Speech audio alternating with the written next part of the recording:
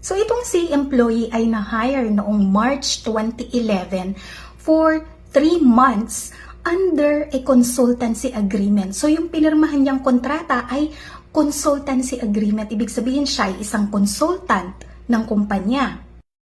So from March 2011 hanggang March 2014, ganun lang yung kontrata nila, consultancy agreement, and then every 3 months, nare-renew lang yung kanyang consultancy contract.